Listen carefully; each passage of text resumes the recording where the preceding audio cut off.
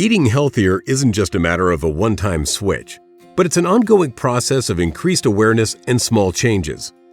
Assume that your environment will always entice you to keep eating the way you've been. So it's up to you to start making healthier choices. You will have to make the switch.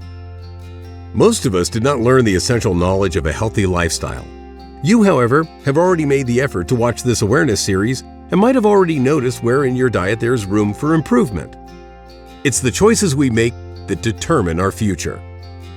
We make about 200 food choices a day. What will I eat? What will I have to drink? Where? When? With whom? How much? This is how one meal can already lead to over 10 food choices. A lack of knowledge and time prevents us from making only conscious choices.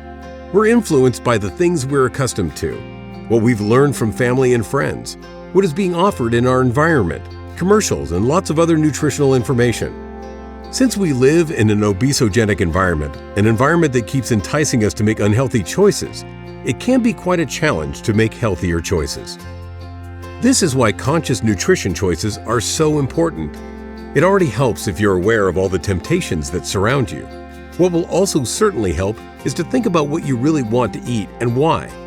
The clearer this is to you, the higher your motivation will be to make a food switch. Think about what you'd like to eat or drink less. Is it less sugar, candy, ice cream, sugary drinks, ready-made meals, alcohol, red meat, snacks, salt, cookies, pastry, fried or industrially produced food? Feel free to choose any one of these options as your personal food switch for the upcoming months. What would you like to eat more? More whole grain products, vegetables, raw vegetables, fruits, legumes, nuts, or salads? Eat more fish or drink more water or tea? Research shows that we eat healthier if we remove the unhealthy food from our environment and place the healthy food where you can see it. Don't set the bar too high. You have to believe in your choice, and it has to be possible to apply to your switch.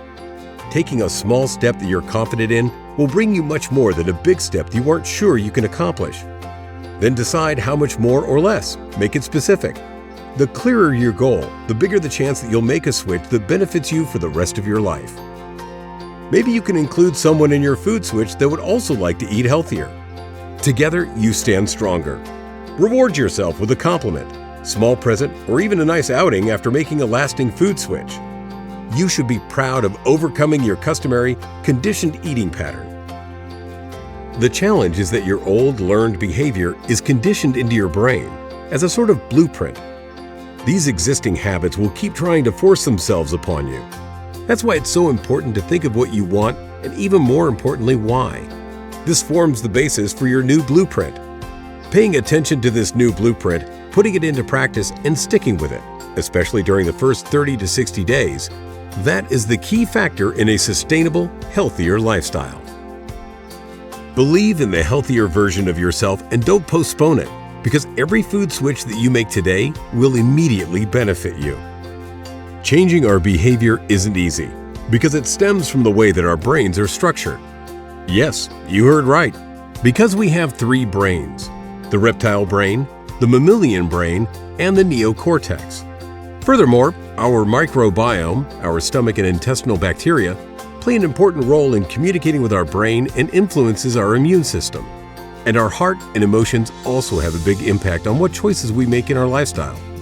Combined, all these complex internal systems form the basis for our current routines. And if these happen to be unconsciously unhealthy, then we're at risk of being stuck in a habit loop. Some people think that when they're going to eat healthier, you can't ever eat unhealthy food. That's not the case.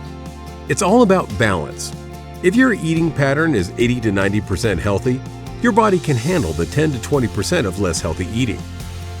Finally, don't use adjustments in your diet as a quick fix. Try to make small, additional changes in your diet to slowly but surely move to a sustainable, healthy lifestyle. Your body will thank you. In the series on the brain as medicine, we'll examine how we can be more in charge of our brain instead of being stuck in the habit loop.